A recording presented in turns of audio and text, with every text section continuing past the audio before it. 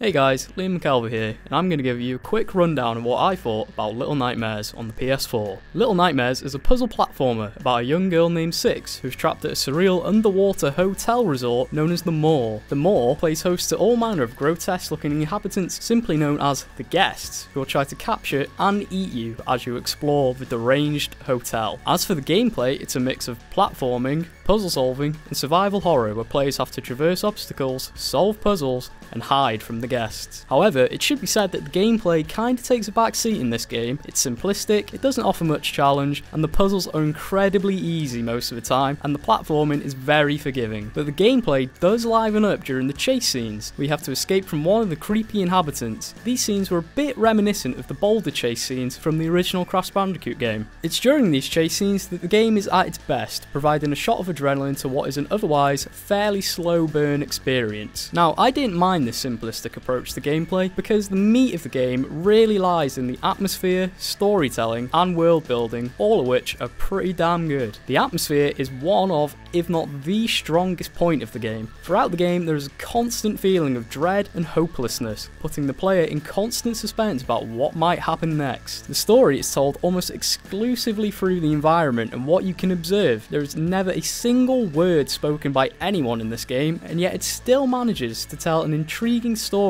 filled with metaphors and symbolism. If you were looking for a story with a clear start, middle, and end, then Little Nightmares probably isn't for you. But if ambiguous horror and uncertainty is your thing, it'll be right up your alley. Now, onto the weaker aspects of the game. There were some times when I ran into the occasional control issue and would plummet off the edge of the map to an untimely death. This was because of the camera changing perspective suddenly and the controls changing along with it, kinda like how the original Resident Evil games changed camera angle and then suddenly you'd be moving in a different direction. Not a huge issue, I know, but it happened enough times to become noticeable. As I mentioned before, the game's puzzles are incredibly straightforward and easy. For example, one puzzle requires you to make a rope using sausages, so you use a meat grinder to make the sausages. But you need more sausages, so you need more meat. So you climb up to the meat freezer, knock down the meat, and crank the lever again. And that is about as complex as the puzzles get, in all honesty. And now onto the length of the game. This will probably be the sticking point for most people. Little Nightmares is very brief, clocking in at around 3 to 5 hours, depending on player skill and desire for exploration. I managed to finish the game in a single sitting at just under 3 hours, but I did go back after finishing the game to pick up some collectibles that I missed the first time around. Now, this is where the replayability comes in. There's 3 sets of collectibles. The first are little statues, which you have to break. The second are little gnomes, which you have to hug. And finally, there are lanterns scattered throughout the game, which you can use for better visibility in the game world. However, there isn't any reward or incentive to go after these collectibles apart from trophies, so if you're not a trophy or achievement hunter, then the game won't give you much in the way of replay value. The game's length, combined with the $15.99 price point, or $20 in the US, will prove to be the most contentious issue for some buyers. But with all that said, I had a great time with Little Nightmares. It was a fun, and at times, downright bizarre experience, but it's one I'm glad to have had. I'd recommend this to fans of games like Inside and Limbo because of its charming, yet creepy style and subtle storytelling. But if length is a big concern in your buying decision, give this one a miss, or wait for a decent sale. Overall, Little Nightmares is an entertaining adventure which oozes atmosphere and charm, but it might leave you wanting more. If you'd like to hear a more in-depth discussion about Little Nightmares, click on the link on your screen right now to hear what Gareth and Jake have to say about the game as well. Remember to leave a like if you enjoyed the video, subscribe if you want to see more videos every day, and check out our Patreon if you'd like to support us from just $1 a month. We'll see you next time.